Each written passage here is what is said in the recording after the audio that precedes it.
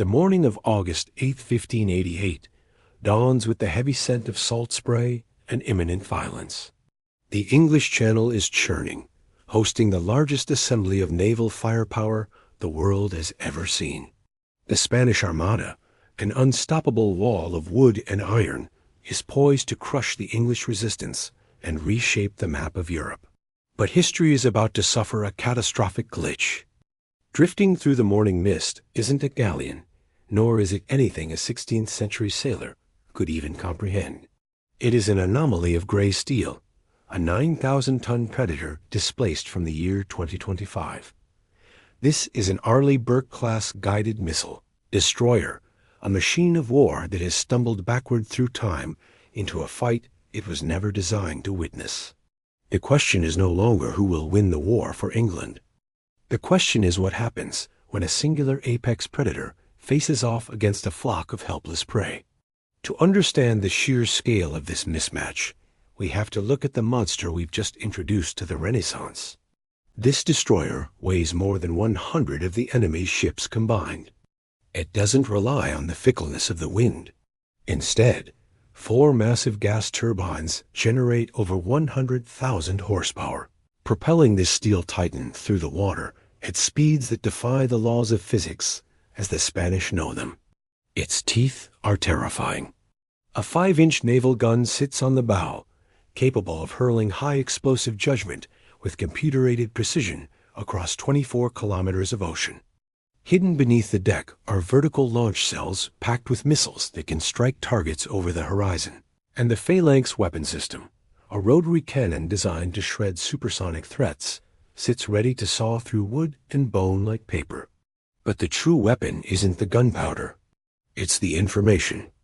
While the Spanish admirals are squinting through brass telescopes, praying for visibility, the destroyer's radar is tracking every single splinter of wood within a 40-kilometer radius, seeing clearly through fog, smoke, and darkness. On the other side of the water, the Duke of Medina Sidonia commands the pride of the Spanish Empire. His formation is legendary, a crescent moon of destruction. 6 colossal galleons lead the charge, followed by over 100 support vessels carrying 30,000 of the finest infantrymen in Europe. They are ready to grapple, board, and conquer. They have drilled for months, preparing for every possible tactic the English Navy could throw at them. But they have not prepared for this. At 5 o'clock hours, the silence of the bridge is broken by the hum of technology. The destroyer's Combat Information Center lights up. The destroyer's Combat Information Center lights up. The radar paints a picture of 130 targets moving sluggishly in a tight formation. The captain doesn't panic. He calculates. The ship cuts into the waves, accelerating to attack speed. The main gun rotates with a mechanical whine, locking onto coordinates that are miles beyond visual range. The first round leaves the barrel with a crack that splits the sky. 20 kilometers away, Admiral Medina Sidonia is likely going over his maps when the San Juan simply ceases to exist. There is no warning. There is no enemy ship in sight. Just a thunderous roar as a high-explosive shell obliterates the galleon, sending a pillar of fire and debris raining down on the surrounding fleet. Panic is immediate and absolute. Another explosion rocks the formation. Then another. Every 30 seconds, a ship that took years to build is reduced to matchsticks by an invisible executioner. The destroyer circles the Armada like a wolf circling sheep, staying well out of range, picking its targets with cold, mathematical cruelty. The Spanish crews, hardened veterans of war, look to the horizon and see nothing. To them, this isn't warfare. It is the wrath of God. Desperate to find the source of this devastation, the Duke orders his fastest ships to break formation and scout ahead. It is a brave order, but a suicidal one. The destroyer's fire control computers tag these new threats effortlessly.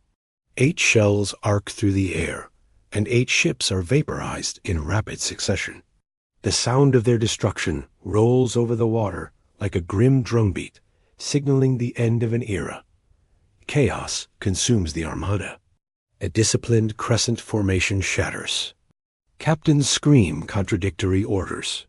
Some try to flee, others cluster together in a futile attempt at defense, while many sailors simply drop to their knees and pray for salvation. But the destroyer is methodical.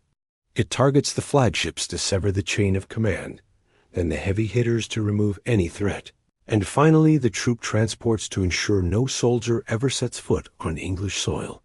By 7 in the morning, 40 ships are burning wrecks. With no other option, the remaining Spanish galleons decide to die fighting. 60 ships turn their bows toward the unknown, drums beating, men screaming in defiance as they charge the invisible ghost. The destroyer responds by throttling up, cutting across their path at 35 miles per hour. For the first time, the Spanish see the beast. It moves without sails, tearing through the water faster than a galloping horse, its gray hull distinct against the blue sea. They unleash a storm of cannon fire, the sky darkening with iron balls. But the few shots that manage to hit the destroyer at this range merely bounce off the hardened steel hull, leaving nothing but scratches on the paint. A single brave Spanish captain attempts a fireship attack, steering his burning vessel toward the steel Leviathan. The destroyer's close-in weapon system activates. The phalanx cannon spins up, emitting a sound like a giant tearing a sheet of canvas. A stream of tungsten rounds obliterates the wooden ship in seconds, turning it into sawdust before it can get within 2 kilometers. The sound alone is enough to break the spirit of every surviving Spaniard. By 8 o'clock hours, the Spanish Armada is no longer a military force. It is a graveyard. 80 ships are burning or sinking. The ocean is cluttered with debris. The survivors cut their anchors and scatter, fleeing in every direction, terrified of the metal demon that hunts them. The destroyer launches its helicopter, a screaming metal insect that spots the fleeing ships from above, guiding the main gun to finish the job.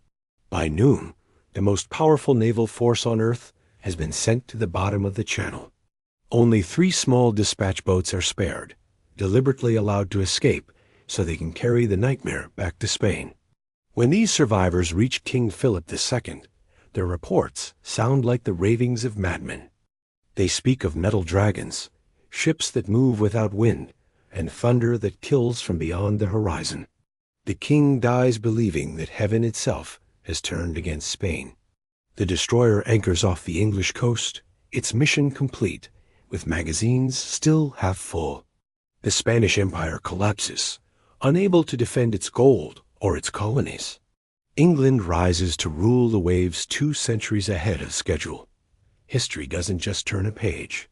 It burns the entire book. If you enjoyed this clash of eras and want to see what happens when modern Marines take on the Roman legions, click the video on your screen now. Thanks for watching.